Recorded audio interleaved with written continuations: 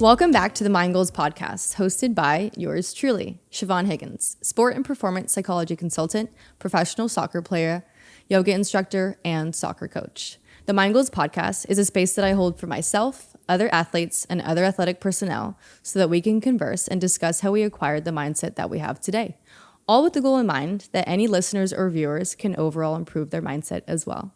Today, I'm super excited to have the University of Houston cheer coach and my former coworker at Lululemon, Syasya Thompson. Hi, I'm Syasya. So happy to be here. This is so fun. And Siobhan has been amazing. I loved when I met her at Lulu. It was like instant. So it's really cool to be here. Yeah, thank you so much. Yes. I'm so happy we're able to nail this down. Everyone is always so difficult to get a hold of.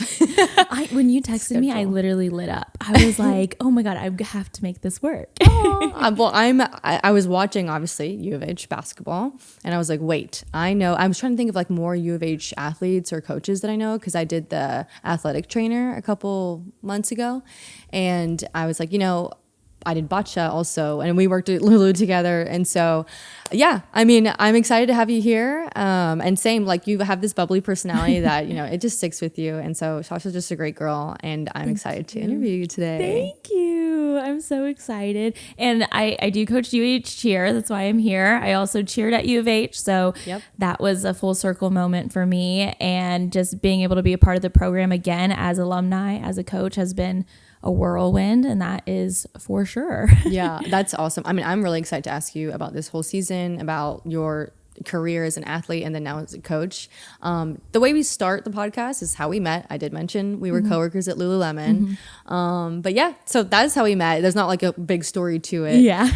But where are you originally from? Are you from Houston? So I'm from Katy. Well, I was born in Singapore. So my family's from Singapore, and then my mom immigrated here. But I was raised in Katy, and I went to Morton Ranch High School, where I cheered, of course. Oh, wow. And that was a blast. But cheer was also not my first sport. Okay. Like, contrary to most cheerleaders, they spend their whole lives cheering.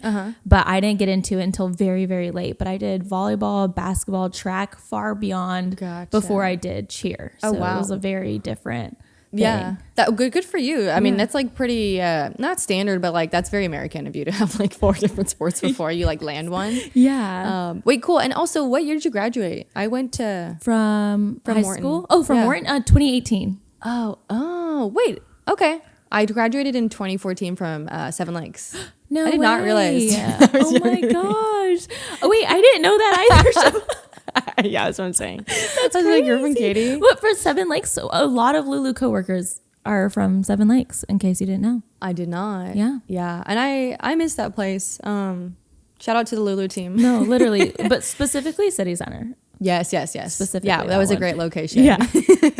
Yeah. And also for people to know, like, the last time we saw each other was when I was leaving because I had to quit because I was moving to Northern Ireland to play. Yeah. So it's been quite a minute. It has. But it's been so nice, like, keeping up with you, seeing all that you've been accomplishing. And no, literally same with you. It's so cool seeing like where people go, and like you have this one central place, like Lulu, for example, that you start and meet, and then everybody grows and branches off into these like amazing things. And it's just cool to see. Yeah. And I think it's a really good like testament to the company as well, because like they care about the people they hire and like they develop them, and like, I would have stayed had I not had to leave, and you stayed for quite some time too. I did. Yeah, 1000%. Yeah. But it was fun to work for there. So shout out to Lulu crew, specifically City Center. Yes, most definitely.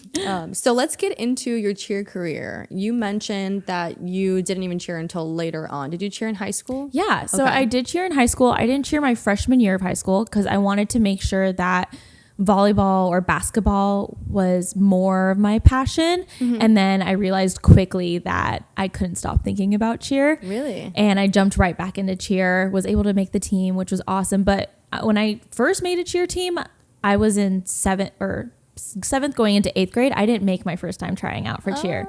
And that really only like really pushed me and motivated me to work harder. And then when I moved schools, I was able to make that team. And then I just from there was keeping up with cheer things, and I was in the financial place to like afford cheer. If people listening don't know, cheer is super expensive. It's an expensive sport, tumbling lessons, privates, all-star cheer. If you do all-star cheer, like it's going to cost you a pretty penny. And my mom let me know from the get-go that that wasn't going to happen. And so in order for me to excel in cheer, I had to figure out how to do things on my own. And so eventually in high school, as soon as I could work, I got a job at a tumbling gym. Oh, nice. Because I knew that way I could get free tumbling classes, free privates with coaches that I make friends with that are like prestigious coaches in the area. And like while I'm coaching and teaching little ones, I'm also teaching myself the technique and learning how to better my skills and my craft. And that was like my cheat code to getting in and like working harder and better. And I always tell my athletes, like, there's always a way. Like if you don't think there's a way, if money is the problem, I promise you there is a way if it's something that you're passionate about. Yeah. You just have to grind it out and like, you know, make it possible. And like, that's a really good in as well. What gym was that? It was Westwood Gymnastics in Katy. Fun fact, I did gymnastics like when I was really younger and I went to Westwood and It's I an did iconic cheer for like place. a second. Actually. Did you really? Yeah. I know my mom because I was like, when I was younger, I was like smaller and skinnier and like I was short. They wanted me to be a flyer. And my mom was like, absolutely not. I'm scared. I will have a heart attack every time we go to practice. And I was like, well, I love it and it's so fun. Yeah. And then my dad was like, no, you're not cheering. So they shut that down for me real quick. It is scary. Yeah. Cheer is scary as a parent, but yeah, Westwood Gymnastics, they're amazing. Everybody I worked there like have been so supplemental to my cheer career, and it'll always have a place in my heart. So I worked there all throughout high school. So it was perfect So until I shout moved. out Westwood. No, literally. I love them. They're the best. And my brother worked there too. So it was like awesome. my big brother and I were there, and then all that fun stuff. And it was great because I literally thought I would never be able to make a cheer team or a college cheer team. Why did you think that? Because I didn't resources, have I didn't have the same access to resources as the girls that I'd be competing against. Like I constantly saw girls from other schools that went to Westwood Gymnastics or All-Star Cheer or like other high schools cheer teams, and I'd be like, wow, like I don't have those skills. Like I haven't been cheering since I could walk. Yeah. And these girls have like a leg up because they have 10 plus years more than me under them, and I just didn't have that. And my brother ended up getting into cheer after me as well. Shout out to my big brother. And he ended up making the U of H cheer team before me because obviously he's older. So he got to college before me.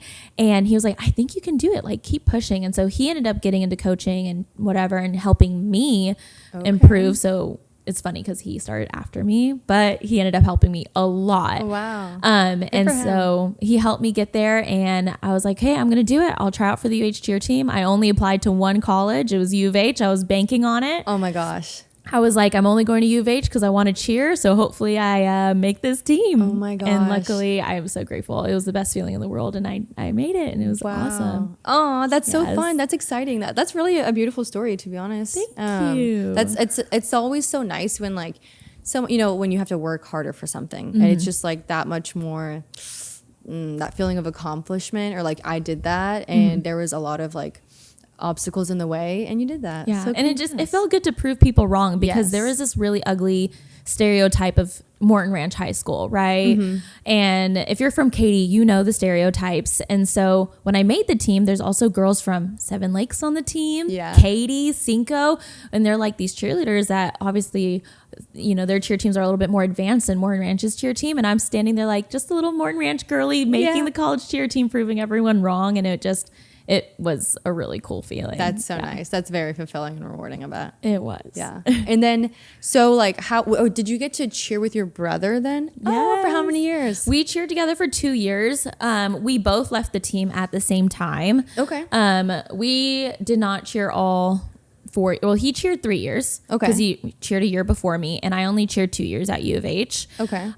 It was very unfortunate, but my father was sick when I got to college, and my freshman year, spring semester, he unfortunately suffered a heart attack and did pass away. Oh my gosh, I'm so sorry. It was devastating. My brother and I were devastated, and obviously we didn't have the financial resources to begin with. And so losing our father like impacted that even more. And I pushed through, obviously for like almost a whole year. And I eventually realized like so I had school, work, and cheer. I couldn't do all three. And so I had to sacrifice one because I knew I have to work. I need money, and I have to do school because that's important. And unfortunately, my first passion, my love, cheer, had to be what I had to sacrifice. And absolutely shattered me. Like on top of losing my father, I'm losing like the love of my sport. Yeah. And I think that's why coaching means so much to me and is so fulfilling for me, because I got my time cut short. And so being able to go back and I never thought I would go back to you or coach at U of H for a long time. I didn't think that was going to be something that happened now. I thought it was going to happen maybe when I'm 30 or like on that kind of plan, because I was coaching high school cheer prior at my high school that I work at. And I loved it. And I went out on a limb and emailed my old spirit coordinator, and she was like, actually, yeah, we're hiring for a coach. We'd love to interview you. And I was like, wait a second, this is crazy. I would have never thought, like, I was just going out on a limb. Like, I had no idea that they were actually hiring. Like, you might as well. That's why you might as well. Like, that's why when people are like worried or scared, or like they have a little bit of fear, like, oh, that might not happen. Like, just, what's the worst that could happen? Someone would have been like, oh, sorry, we're not hiring right now. Or it could land you your next job. Yeah. So it was crazy. And just whenever I was still cheering and losing my dad, like we competed for the first time in a long time then. And that was really fulfilling because I got to do it with my brother after all of that. And it was crazy being able to go back to the program that I've always loved. I've never I've always been a diehard U of H fan. Yeah. And so being able to go back and like fix something that was broken in me before, I think that's so important. Yeah, that must have been really nice. And I'm so sorry to hear that. That is, first of all, that's very tragic. And that's also so difficult. And like, we're already, going through college, being a student athlete. There's so many demands. And so to deal with that, like, I'm so sorry. That it was rough. I mean, like, he was sick for a long time. So I'm thankful that he didn't have to feel that pain anymore. And I love him so much. But it also made me like so strong, and like it also made me more grateful because like I've always had a very positive personality and like mindset, and kind of been like, you should be appreciative of others and things like that. But whenever I lost my dad, it was like, I'm going to tell everyone I love them all the time. Yeah. Like, I never want anyone to ever feel like I don't appreciate them or I'm not grateful for the things that I have. Like, it just made me appreciate life that much more, and those that are around me that much more. And like, no matter who it is, like if it's someone I love, like when I hang up the phone, I'm going to say, I love you. And I don't care if you're going to say it back, but I want you to know that I do love you. And that if anything were to happen, I know that you knew that I love you. Yeah. And so that helped me a lot in like growing in that space. And it's definitely made me like a better person in the long run. So good for you. Yeah. That's, it's really tough when like life events like that are unpredictable, and like, just, it shakes your world. And you hear stories about it, but it just builds someone's resiliency. And like the way that you have a different perspective on life now has obviously carried you to where you are. And the way like my first impression of you was like, this girl's so bubbly, so happy, so smiley. And honestly, I would watch the way that you like worked at Lulu, because I was like, okay, she knows what she's doing. She knows everything. And she does it like with a smile on her face. And, sometimes when you show up at work or you show up places to practice, wherever that is, like we tend to carry in like whatever we're going through. Right. And for sports, it's like, leave it all on the court, leave it all on the field. Like whatever happened out there happens out there. And it seemed like, whenever you go to work, it was just like, like you're bulletproof, and you're just like happy, and just despite, all this going on in life and just whatever has been thrown your way, you do really do it with a smile on your face. Oh, thank you. Yeah. And it's visible and so contagious too, which is nice. Thank you. That's what my students say. Like, they're like, good. Miss, you're always smiling. Like if I'm annoyed by them and I'm not smiling, they're like, what happened? They're like, no way, you're not smiling right now. And I'm like, sorry. I'm like, sorry. And I'll smile. But that's just how it is. And it's just been a whirlwind of like experiences, and like even so this is me finishing my first year of coaching college cheer, right? I've only coached high school cheer for 1 year. Then I've coached this year for college cheer 1 year. And so it's just crazy that I didn't expect it to happen that fast. Yeah. And it's so funny because this year, of course, you're going to get criticism, right? Like one, I'm young. Two, I didn't cheer all 4 years in college. Three, I didn't do all-star cheer. Like I've only coached high school cheer for a year. So there's all these criticisms of like my experience. And I remember this one person, it kind of really stuck with me. They said, just because she loves the sport doesn't mean she's a good coach. And I was like, are you serious? Yeah. I was like, if anything, that's probably one of the more important things. one is the love for the sport and love for the athletes. If you don't love those two things, then why are you showing up to coach it every day? Like, you have to love those things in order to do. If you're not there for the athletes, if you're not there for the actual sport, then you probably shouldn't be coaching the athletes in that sport. Like, it's not about the title. I don't care about the title. I don't care about like the money.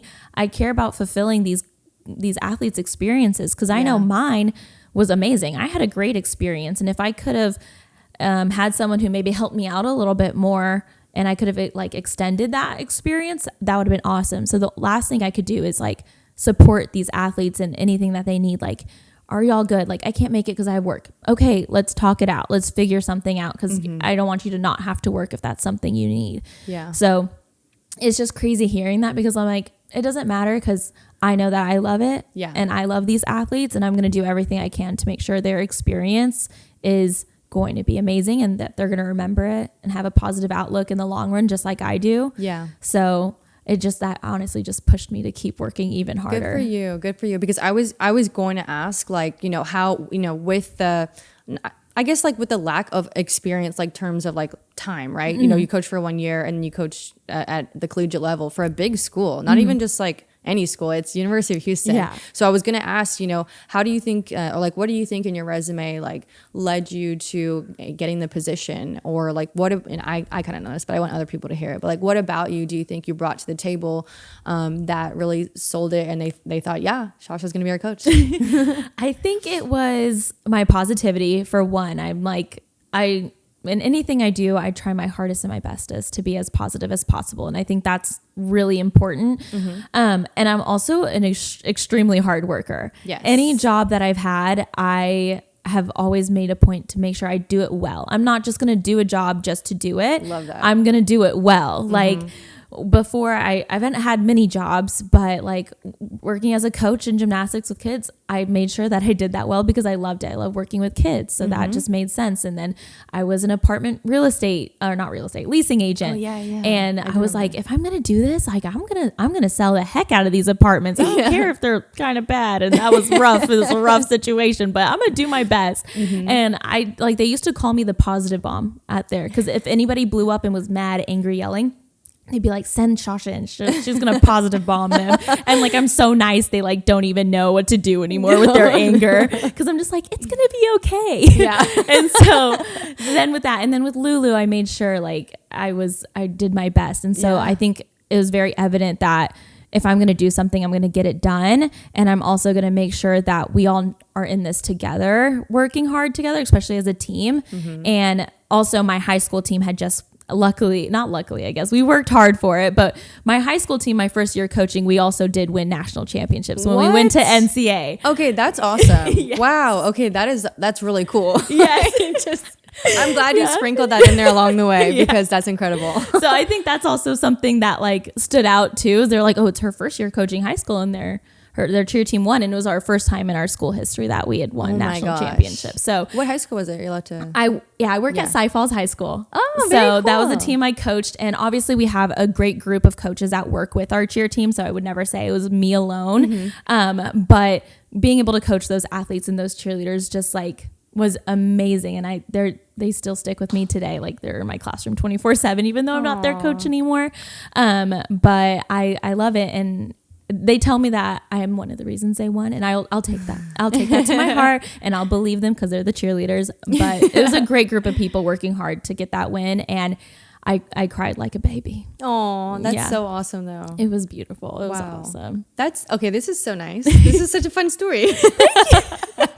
I mean, I clearly didn't really know much about it. So yeah, the high school one is like people don't talk about as much, because it's high school, but it's oh my god, it's so competitive. And NCA, like when you go to Dallas, because it's in Dallas every year, and it's just like it's a really big deal. It's crowded. Don't go to Dallas during NCA competition, because it's crowded. Yeah, and those competitions are dense. Yeah, and it's national too. So you have people all over. Oh yeah, literally the country. It's not just state. So it's a lot. Oh my gosh. But it was really awesome. Wow. Yeah. So one of my best friends growing up, Geo Smith, and I interviewed her a while back. She cheered, and she cheered competitively, and then moved to Miami to be on Top Gun for the last few years. And she won a couple like world champions. And now she coaches high school cheer, and she also is like one of the head coaches for, I think it's co-ed team Netherlands. Wow. I think I watched that one. Okay. Yeah. She travels like all over. She does like choreography as well for like a lot of people like, by herself. But so she's like one of my childhood friends. I've met her when I was like 6 years old. And so it's funny because I'm like, you know, I'm not like super peppy, but like I can be, you know, I'm not every day. Like you're going to read it on my face. So like, hi, I'm here today. Like, but also like she balances me out. And it's just so funny. Like I love the cheer spirit, honestly. Like maybe that's, you know, cringy to say, but like the way that some cheerleaders are, like they just bring the energy. And I'm like, as a person who doesn't bring that day in, day out, like how do you do that? For me, it just came naturally. Like I don't know. I've just always I think that's why I gravitated towards cheer. Yeah. Because my personality matched it so well. I just already had like this bubbly, fun kind of personality, and I was always loud. I mentioned that earlier. I have a really loud voice, and I was like, I think I should use this loud voice for something. And cheer's what made sense. And I don't know. It just made sense for me, and we keep it up because as cheerleaders, we're not always considered athletes, right? Yeah. And mainly it's because we're forced to smile, not forced, but we smile throughout the whole thing. Like everything we do, we have to be smiling. We have the makeup on and everything like that. And I think that's what makes us even stronger, because we're like, we can do all these very athletic skills that are advanced and difficult, but we can also do it while looking pretty. Yeah. And looking like we're having fun and having a blast. And it's like, if you don't want to consider us athletes because of that, okay, fine. But it does make us like 10 times stronger. Yeah. So like that goes with gymnasts too. Like they do the whole thing and smile and they perform. Yep. And they're doing very obviously athletic skills. And so just the spirit and that comes with cheer just makes us as athletes stronger. And so I think that's why we're able to keep it up so much, because it just becomes a part of us. Yeah, definitely. I would say like growing up, there was a stigma that like cheer or not gymnastics. Yes, it's like its own sport, but that cheerleading like wasn't a sport. And I was always like, I've like did it when I was younger, and my best friend did it, and like that stuff's hard. Like they cheer for hours, and you don't just go to practice like a regular sport like 1 to 2 hours. No, this is like 4 or 5 hours. You have to do tumbling, you have to do like choreography, you have to do all the things. Yeah.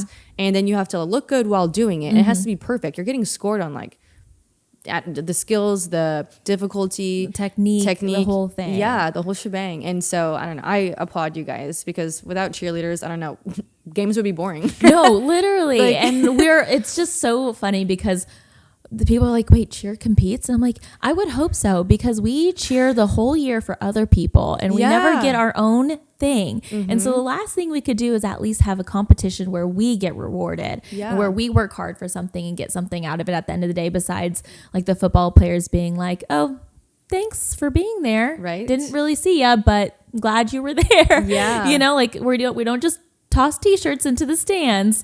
So it's a lot of fun, but cheering, like sideline versus competition cheer, is like so different from each other, and it depends of course what you want to compete in.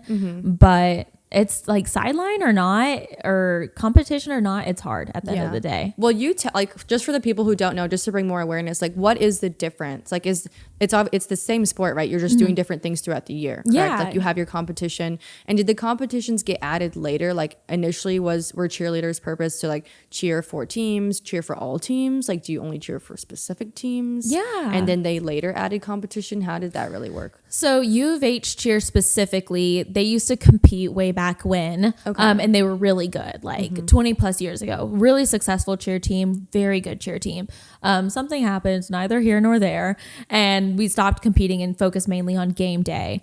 Now, game day cheer is just like on the sidelines, and we cheer for football, basketball, and volleyball. Now, it looks different from every sport, but for the most part, you are stunting, tumbling, you're still doing the same thing, dancing. It's probably even a little bit more difficult because you have to be constantly aware of like what's happening in the game versus like just cheering outright. Like you actually have to know like what's going on. Like, should we call a defense cheer right now? Probably not, because we're on offense. So you have to think about those things, and you have to read the crowd, see what's next. Do we need to pump up the crowd? Do we need to do more skills, tumbling, stunting, like whatever it is? Okay, now band's playing that. Yeah. So there's a lot of that going on for sideline. And then competition cheer, it depends on what you compete in because there's very different divisions. Okay. So you have like spirit rally, which is what we did, and game day, which is going to be more so like sideline, but choreographed. So without the actual game going on. And it's like you do your band dance, you do your fight song, you do routine.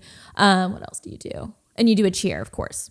Okay. And so that self is really difficult too because you're yelling the whole time and you're doing the whole cheer and chant and whatever. And then the competition cheer people mostly see is like the all-star. So when you have like the sounds, it's like boom, boom, and then there's sounds, and then the bells, it's like the remixes, ding, ding. Yeah, and it's like we'll crush you, and it's like crazy stuff like that. And that's all-star cheer. Okay, I'm familiar with that one. Did I do a good example of what it sounds like? Because my friend, like, she'd be like, you want to come over and do some cheer dances and like play that music? And I was like, we're hitting this at this time, and I'm like, I'm not even like that coordinated that way. Like, I'm different, but it's insane. But that's when it's like fast paced. So there's no cheering. Like they're not yelling. Obviously they'll probably like hype up each other on the team, like encourage each other, but there's no like intentional cheer chant that's happening. And that's when you just have like the constant tumbling, stunting, and dancing. Okay. And so that's like what you see most of the time for competition cheer, but there's different divisions. Okay. But all of them, I think, in my opinion, are I think it's a sport. I'm not afraid to say it. Like, I think it's a sport. You're using your athletic capabilities. You have to be coordinated. Yeah. You're competing for one goal as a team. Like it's a sport, whether or not you want to say it, it's physically difficult and not everyone can actually do those things. Like you're throwing our bodies in the air. Doing flips and whatnot and expecting and hoping to be caught by these other girls that are around your age or maybe even your size. So it's like you're throwing me 20 feet in the air. Yeah. And then I'm holding my body enough for you to catch me properly. I'm wondering like why it's not, or like who's to say? I don't know. Who people do you speak to? I mean, I've talked, well, I think it is going to be in the Olympics, which would be awesome. Okay, yeah. I'm pretty sure that's happening soon. But I did talk to one of my football coaches about this at my school, and he was like, well, it's because there's not a clear winner. Like, you're not competing against another team. Like in a football game, there's a clear, obvious winner because you're going head to toe. But I'm like, okay, but what about gymnastics? Exactly. It's a clear Olympic sport. There's no clear winner. Yeah. It's scored. And he was like, well, if you're getting scored, I don't think it's a sport. I'm like, but wouldn't a sport be something that's athletically demanding and you're competing to win something? And he was like, no, but it's different because you're getting scored. Like it's totally based on judges. It's like judges. I was about to say like jumping and like pole vault and all that, but that's different because that's like number based. Yeah, he was like, it's based on judges, and like, what if you get a bad judge? Like whatever, la la la. I'm like, but that's like ice skating. It's just like referees though. And I told him this. I was like, referees could be the judges. What if you have a bad ref? I've seen plenty of games where I have seen bad refs. So then would football be a sport? So maybe that ref just liked the other colors. I don't know. So it was just things like that. And I'm like, I think it's also more so like, because it's a girl sport that's like female dominated. Yeah. It could be rooted in that, of course. We all know that long age-old story. So like we look pretty. We have bows in our hair and we shake pom-poms. So how dare it be a sport? Yeah. Okay. I see. No, you know what? I did hear that it's going to be in the Olympics because my friend, the coach, and so she was like, "Oh my gosh, it could be happening," and she could be the coach, which would be really cool. Oh, and that'd be awesome. That would be awesome. That'd be so good. But I wanted to talk about how it is to like be a cheerleader and then be a coach. So in terms of like demanding performance, right? Like, how would you say your experiences have been different than when you go to perform as an athlete and then when you've gone to coach as a coach? Like. Wow, that's hard because the nerves are like this. I felt extremely nervous, like both, but like one, I don't have any control over anymore, right? Like I've given them all the resources, all the practices. I've given the words of advice that they need, but it's completely in their hands now. Versus like as an athlete, I'm like, okay, I need to do my best. Like I could make or break this whole thing as an individual. Like if I don't do my job, I could totally ruin this whole thing right here, right now. And so you have the nerves of both sides where like, I can't even do anything anymore. And y'all are so far and it's so loud and I'm in the dark and y'all have a light on you and I can't say anything to you guys. I think the biggest difference for me is that I have a really like when I was a cheerleader, I wasn't as involved, I guess you could say, because I was like a rookie and then whatever. I was dealing with my father and all those things. So I wasn't like a voice of leadership because I was focused on myself. And so I kind of was just there to be like the best cheerleader I could be, help the team, be a positive, like being on the team and just be there for my team members versus being like a leader. Yeah. And I was a leader on my high school team. And so going from that to not being it and then being a coach, I'm just like, okay, I wasn't a leader on my college cheer team. So I really don't know like the differences of being like in that kind of space. And I'm also young, so I'm not that far off from these girls. Yeah. And I really did not want to assert my dominance by being like a mean person. Yeah. Because I've seen those. I just don't agree with it. I don't think you have to be mean in order to gain respect. Yeah. And Agreed. so the way I transitioned was like, okay, I know I have a very natural maternal instinct in me. So just view these athletes. They're not that young, much younger than you, but they're still younger than you, and you've experienced more life than them. And so you know that they still are, learning, and they're not kids, but they're still learning. Yeah. And so growing from being around your peers to being like, okay, I'm your guide. I'm here to guide you. I'm like a mentor. I'm your coach. I'm here to help you.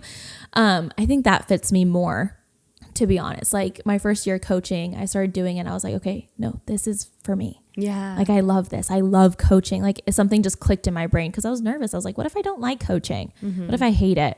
And the opposite happened. I was like, oh my God, I love this. Aww. This feels amazing. So it was really nice being able to go from high school to college and learning like boundaries, and it teaches me a lot too. Yeah. About definitely. like I am like, because I feel like sometimes you think you're still a kid. Yeah. You think you're like one of them, but you're like, no, I'm also. Well, you just think like, okay, I can't believe I'm an adult now. I Like know. you're like, wait a second, I don't want to be an adult yet. But with them, I'm like, no, like I am a big girl. I am a mature, grown girl, and I am older than y'all.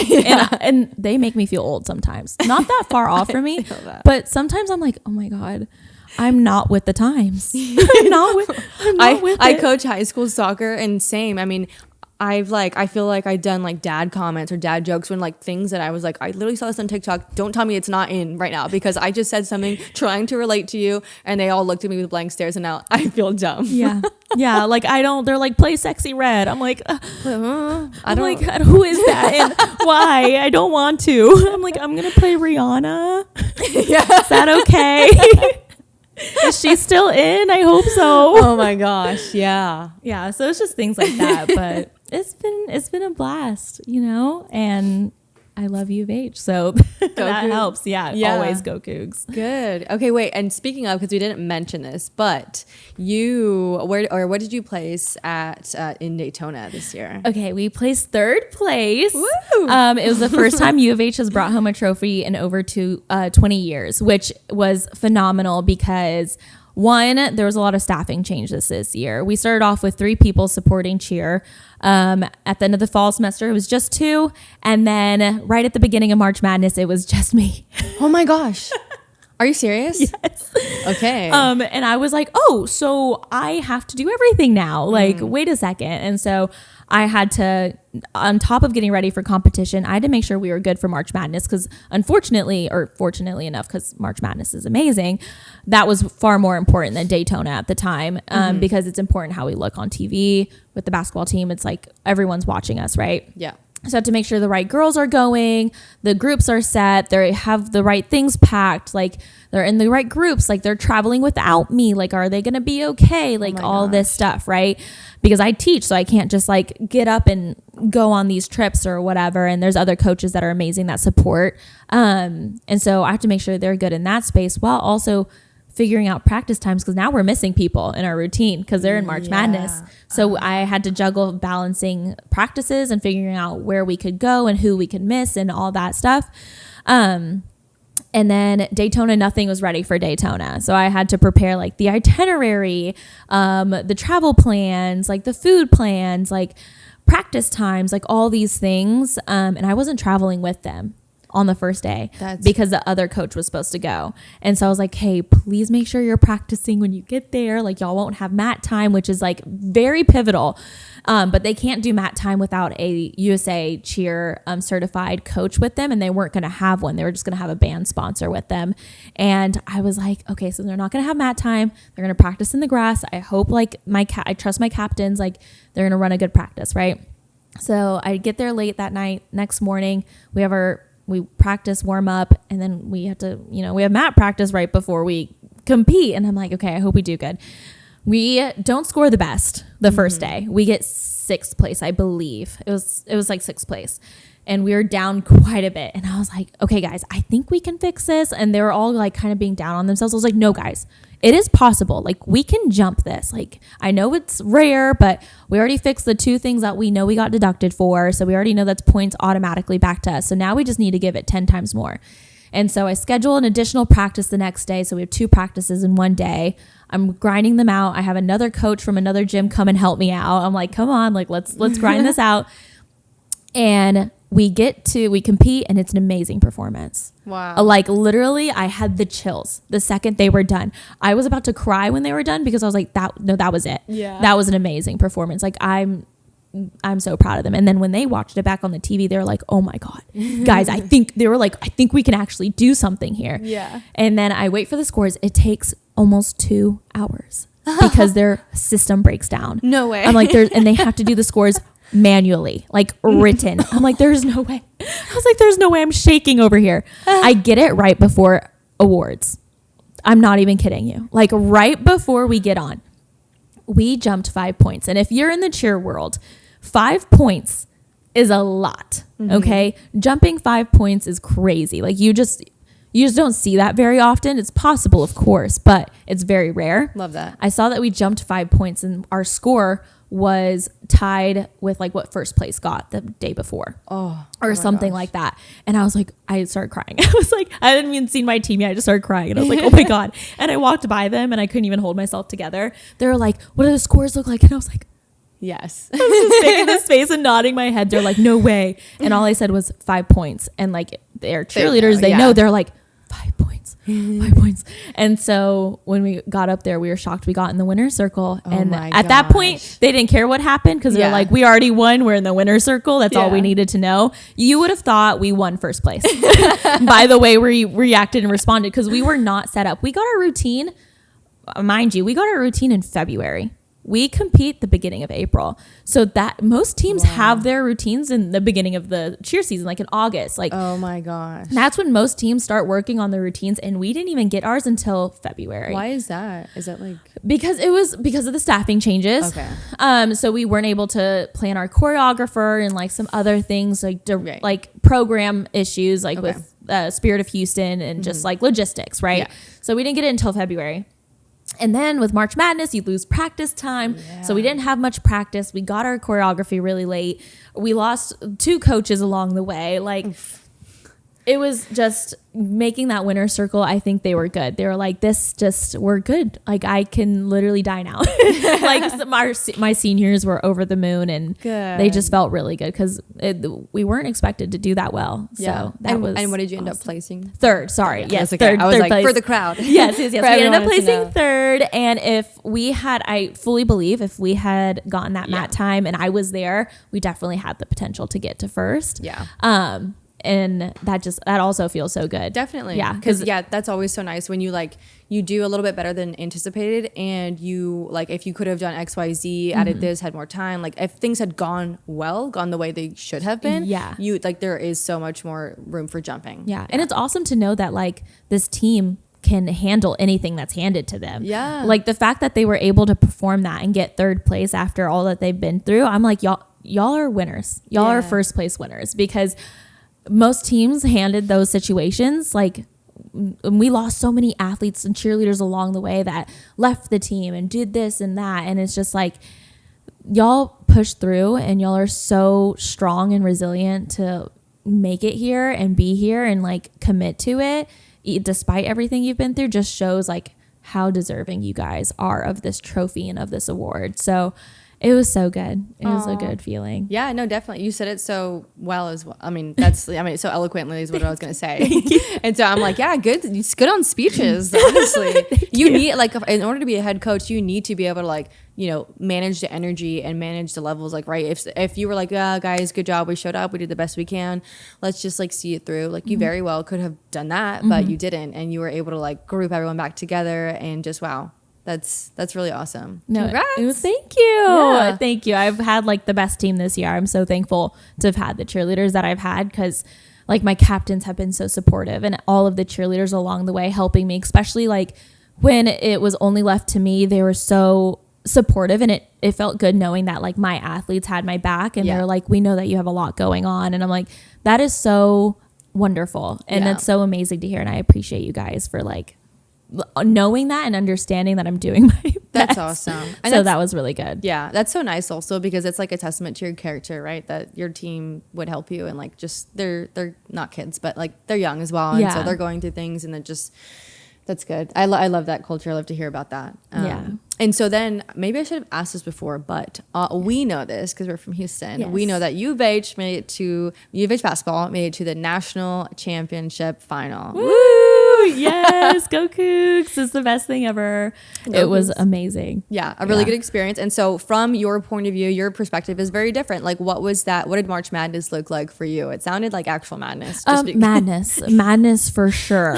People don't realize that it's not like, obviously the basketball team, they have a lot going on. Their focus is the game. Yes. And they do it well. Okay. So they're doing it. But when you have we call it Spirit of Houston, which is cheer, band, mascots, twirlers, and dance dolls. They're called the dolls. Nice. And so you have all of them under this umbrella who work hard to support the team and have a good image and hype up the fans and do all these things. Yeah. So we're expected to be at these games and travel to these games, which is a luxury, because oh my gosh, not everybody gets to experience that. And so they get to travel to these games. It's only select groups. They get to go. But if you're not cheering at that game, you're not done. We get asked to do 1 million PR appearances. And mind you, these are college students who are in school still. Yeah. They're preparing for Daytona, and they work. A lot of them have jobs. They're expected to I have to find kids or these cheerleaders to show up on the news at 6 a.m. And drive to KPRC or whatever it is and show up on the news and be smiling and be game day ready. And also, they're not media trained. Right. We don't have a PR manager. Okay. Yeah. Like, we don't have that. And so I'm just being like, I hope they're going to be great on TV. If they're volunteering, I hope they're good. And so they go and they kill it every time. Like, these are college students. They're not trained to be on the news, but they go there and they do it. Like, even when I was a cheerleader, I remember doing all these PR appearances. We're around very big people, we're around kids and families, and our faces are everywhere. And you have to be able to represent University of Houston well. And that kind of ties in on what we expect from candidates who are interested in U of H cheer. There's so many eyes on us, at all times. And so if you're not willing to represent U of H 24/7, then it's probably not a good idea to be on the cheer team, because you will be looked at. I got known as Shasha the cheerleader when I was in college. That was all I was. They're like, Shasha the cheerleader. I'm like, okay, wait, what if I wanted to just be for a second? Or a student, or like your science. I just want to be a mysterious girl. Like, can I just be the mysterious college kid in the back? Like, no, that's not how that works. And so doing the PR appearances for March Madness is insane. Then on top of that, there's other events that the school hosts to hype up, and then there's watch parties all the time. And so cheerleaders are expected to show up at these watch parties in game day. Like, they're practically cheering at the game, but instead of the game, it's the TV, and there's all these people watching it, right? Yeah. And so our team gets scattered all over the place. Okay. And they have to be flexible. Very busy. Because I'm like, night before, I could be like, hey guys, who's available at noon tomorrow? The news wants cheerleaders.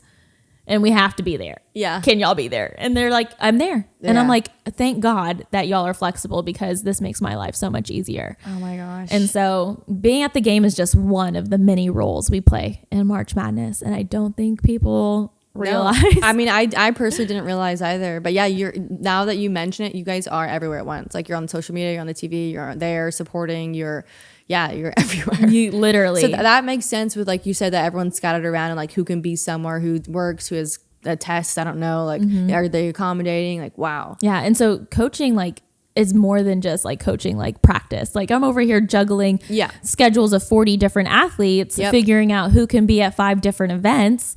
And my phone is just blowing up. I can't even look at my phone sometimes. Yeah, I was gonna say, as a coach, like, I mean, it's like you work, it's not a 9 to 5, it's not even like 8 to 2, like you're there and even cool practice is done. Now you have all these texts from like you have to respond, you have emails, you have to talk to other people, coordinate. You just can't switch and off. On top of that, I'm a teacher, so it's like holy smokes. So oh my gosh, how would you say you manage that? Like it really does sound like a lot. Like how do you take care of yourself and truly manage that? Well, I have a cutoff time for when I respond to messages and emails, unless it's like an emergency one. Okay. I do my best not to reply on weekends unless it's like a quick little message. If it's something easy, I'll just reply real quick. But because I'm a teacher, I work a lot, and it's long and it's not like an easy job by no means. And luckily I'm able to do some like coaching work while I'm at work, when my kids are working, or right now it's kind of just finals. So I don't even have that many students that come in, so I can do that. But I've always worked a lot of jobs, like my whole life. I've always had like 2 to 3 jobs on top of school. And so, and then when I was in high school, I was in numerous extracurriculars. I was an athlete. I was in orchestra. Like I was in anything you could think of, like honors classes, like the whole thing. And I think that set me up for being able to juggle busy schedules like that. And my life has just always been that way. So I also don't really know any different. Like I think I might go crazy if I didn't have something to do like that. And so it's just been a part of my life. Like practices are, 3 times a week. I've learned how to best map out my schedule to be able to, I still get into the gym because I love doing that still. You do. And I forgot about that. Wow. And if I don't do that, I realize I go insane. Like if I can't get to the gym for a few days, which has happened more so recently just because, life, I realize like I get more and more anxious. And so I make sure to schedule that for my sanity. Like I'm lucky I have a very supportive family, very supportive friends and boyfriend in my life that like will check me to be like, hey, you haven't chilled. You might want to chill. And I'm like, hey, no, you're right. And so I'm very lucky to have those kinds of people. And my teacher best friend, like she makes sure I'm doing okay all the time. And it's little things like that help you along the way. Because if you're doing like teaching isn't easy, and being a coach of a college cheer team is by no means easy also. And if you don't have the proper support behind you, you're going to crumble. That's just how it's going to be. Yeah. Because you need to have that support. You need to have people on board, because it takes like more than just one person. Like, yes, I'm sure you're doing quite a lot of the heavy lifting, but like here and there, if people can help you out, it just really like alleviates a lot of the stress. Oh yeah, 100%. Yeah. And like the dolls coach and the twirlers coach at U of H are angels. We actually just got a new dolls coach, and she's, oh my God, she's amazing. She was a DCC. Ooh. Like she's a star, and she's good. She keeps me in check too. Like she keeps me going. And Kaylee, the twirlers coach, I love her as well. She's my emotional support. And if I didn't have those ladies to like, we're just like a group of ladies that support each other, because we're all going through the same thing. And so if I didn't have them, I don't know what I would do either. So I'm very thankful I have those to support me too. Support systems are so important. I say it once, I'll say it every episode, but it's truly so important to anyone's success, whether you're an athlete or not. Just managing life in general, you always need some people in your corner that are going to help you. 100%. It makes life so much easier. And I went from like not having the best partner to having like the best partner in the world. And I think about that too. I do, and I can relate too. Yeah. Yeah. So like it's like a night and day difference from like how I'm like able to handle life feels so much better and easier. Like someone to really support you and like alleviate that stress from you and be like, I know you're tired. Like, I'm going to wash the dishes. It's not a fight. Like, I'm always going to drive you. It doesn't matter. Like, I'm like, well, that is just so nice, because I used to fight about that. This is good. So having that by my side, especially because, I mean, my boyfriend has a partner who does a lot. So him being able to be like, okay, I'm going to be at the games. Like he went to our cheer camp last year and took pictures for me so I could be with my team. And so it's like little things like that also help. Yeah, most definitely. Shout out to your boyfriend. Shout out to my boyfriend. He's going to literally laugh when he sees that. Well, I'm so happy for you. I think you. wow, this has been like a really great interview. I'd love having you on. It's been so interesting, insightful, and I'm proud of you. Thank I'm so proud of you. Stop. Seriously, the way that you carry yourself, like you're the type of coach that athletes need, and they're, I'm sure you've had a bad coach, maybe you've had a good one, but to make room for other athletes. And I love you said this at the beginning of the episode, that you care about their experience, like making sure they have a good experience. And I learned that from like a mentor of mine with coaching, is like, I'm struggling and I was like, I don't know what to do with this. And like the primary goal is make sure they have a positive experience or they're growing from it. And I was like, yes, that's so right. And a lot of people get washed away and like winning or doing it right or like the appearance. But when you put the player or the athlete first, and you bring the positive energy and you just be a good leader, it's just like really anything an athlete can ask for. Yeah. And so I see that in you, and I'm so proud of you. This has been so good. I'm so glad I did this, and you've always been amazing. So I love seeing all the amazing things that you're doing, and it's just nice to know that there's other people, like peers, that are going through similar things with, like, not everyone's a coach, like that's not a common profession, I feel like. And so having peers that you can go to and be like, I can relate to you, it's comforting, and it just feels really good to know that your peers are experiencing those same things and going through it with you. Yes, because I think the biggest thing is just like knowing you're not alone, and then also like having somebody to vent to or someone who understands. Like it just, even when I had an athletic trainer on, he was like, me and the other athletic trainers understand. We have a group, and that's how we make it through, because we all know how difficult it is. And then same with like coaching, like, I was joking one time about like, today my girls did this, and I was like, oh my gosh, how am I going to do this for a whole season? Or just being frustrated. And I was like, we need a coach's circle so we can go like debrief, like, what's your best practice? What's my best practice? What worked? What didn't work? Like, what do I need to anticipate? And it's just like about building that community and having a group. But yeah, it's been really nice. It has been. Thank you so much. Of course. The way that we finally conclude the episode is either, so I give you the floor to do tumble. I'm kidding. I'm do a flip. I still can. Actually, fun fact, I still can. I've seen it too. I give you the floor to say a quote, or you can give somebody a shout out, or you could give some words of advice for whatever the topic might be. But now is just the time for you to say anything you want to say. Oh man, I don't know what to say. Okay, I'll just say to anybody who, you don't have to be a cheerleader. Whatever you're going through in life, it does pass. I've been through a lot in my life with my father, and with other things that just hit you don't expect to happen. And it does pass, and it does get better. There will be moments where it doesn't feel like it. And especially with grief is something people don't talk about a lot. And I like to make sure I talk about it, just because it's hard to find someone to relate to you and find advice, and everybody experiences grief differently. But what I've learned, and the best thing I've seen, is that you have good days and bad days, right? But just know that as grief goes on, it doesn't go away, but the bad days become less.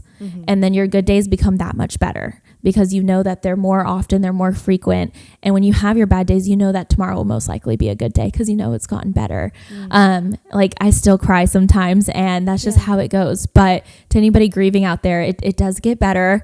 And I'm a testament to that, because I really did not think it was ever going to get better. And it does. It does. There's a light at the end of the tunnel, and you become a stronger person, and you will eventually also become a happier person. That was in my case, at least. And that's about it. And I like to think like whoever you lost is definitely looking down on you, and you're making them proud every day. I think my dad would be very proud of me. I like to think so, at least, and happy for me. And he's always there. And I find the signs and little things that he's looking over me. And so as long as you're doing that, and you know that there's going to be better days ahead, then you're going to be okay. Yeah. Oh my gosh. That was so perfectly put, especially like May is like Mental Health Awareness Month. And so we're like concluding that month, and just like with suicide awareness as well. And like being like a coach, athlete, anyone in general, just like whatever you're going through. Yeah. My advice as well is just to tack onto that is that it gets better. And like, I know like there's ups and downs.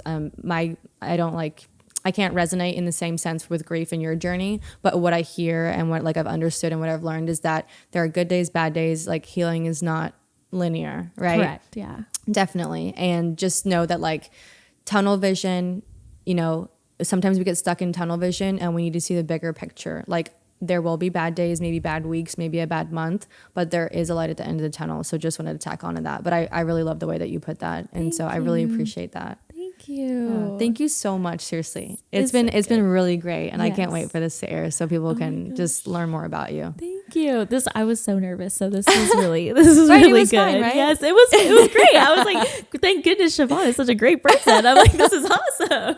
Oh, well, thank you. Yes. So the show airs on Thursday, and we'll just conclude the episode by saying happy Thursday. Oh, okay. Happy Thursday. That's so fun. Bye. Bye.